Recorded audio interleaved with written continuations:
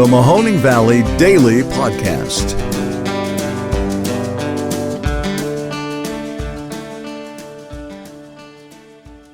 Hello and welcome to another episode of the Mahoning Valley Daily Podcast. My name is Ron Cabuno and today is August 20th. Today is World Mosquito Day. So, why not go out into the backyard this evening and squish a few of those disease-riddled flying nuisances in celebration? Today on the show we have one short topic, but first I have a couple nuggets from the TV21 news site. Thanks for all they do. I saw that the Golden Dawn may be reopening as soon as September, which I think is amazing, and everyone will be itching to have a schooner or two once they do. Also in old school Youngstown news, the Briar Hill Italian Fest is going on now, I think through Sunday. Check it out. I will probably be there, so say hello to me if you see me.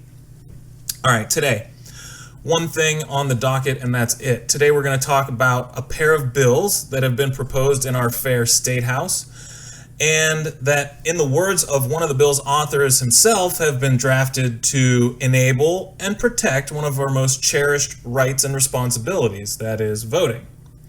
But, in all reality, there are much more in these bills about protecting than the enabling, and we'll go into that. But first, let me state that the Ohio Secretary of State, Frank LaRose, he oversees the elections. He has said that there is exceedingly rare instances of fraud. So my question is, what exactly are we looking to protect our systems from if the problem doesn't even exist?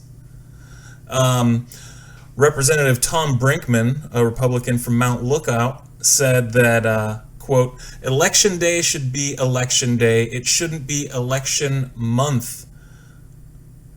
He also said these bills would eliminate some of the fraud that is potentially happening in the system.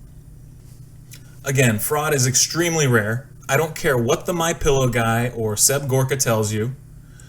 Can you not take the word of your own Secretary of State? And did you hear him?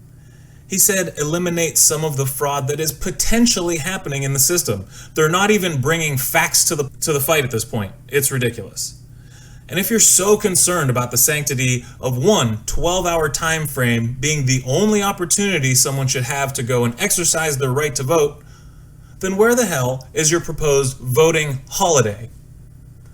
Waning participation has gone hand in hand with increasingly busy and hectic lifestyles, and they're proposing anything but sound solutions.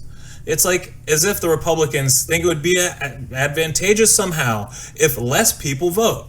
To that point, the Ohio Democratic Party spokesman Matt Keyes said GOP politicians seem to be scared of facing accountability at the voting booth, especially after their party leaders led the biggest public corruption scandal in state history. I think it's probably one of the biggest in national history too, but those aren't the kind of records we want to have. So let's take a quick glance at these bills, shall we? The first one that was sent to the State House was House Bill 294, also known as the Ohio Election Security and Modernization Acts, and it supposedly sets out to help with the following issues. Allows for Ohioans to register for an absentee ballot online with two forms of authentication.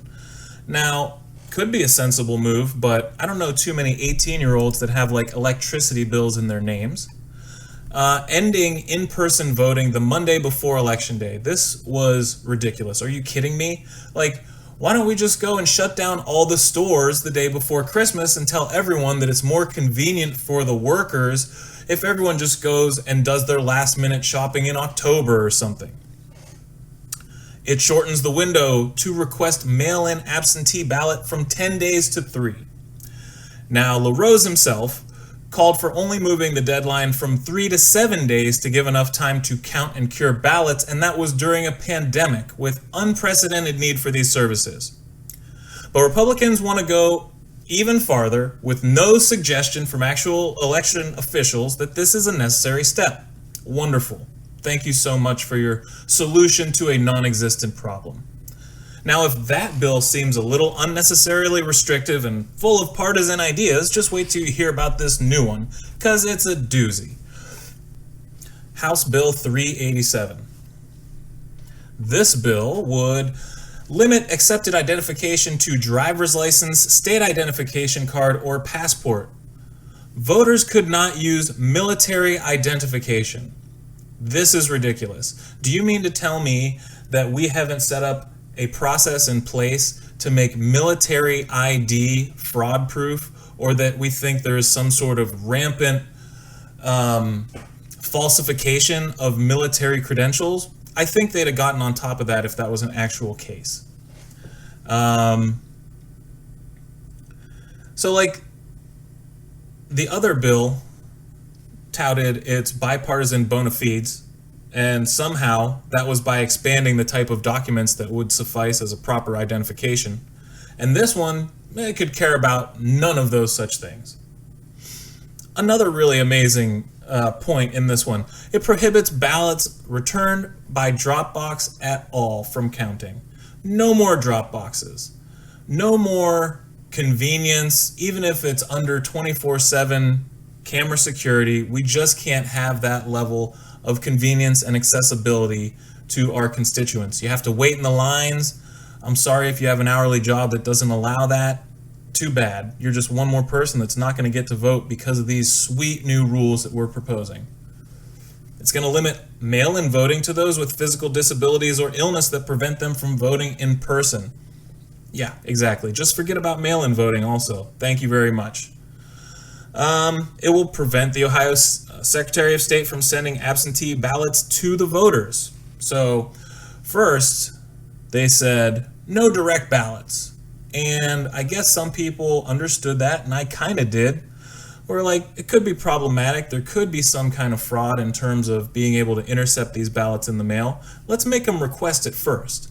But, maybe if we could send them the application for the ballot, that would be a convenient, helpful way to make sure the voters aren't disenfranchised, and there's really no fraud risk at all. And they're like, nah, that's okay.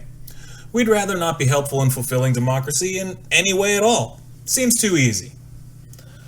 The Ohio Association of Election Officials has not taken a position on Dean's bill, but according to the executive director, the bill has pretty significant concerns with the proposed changes.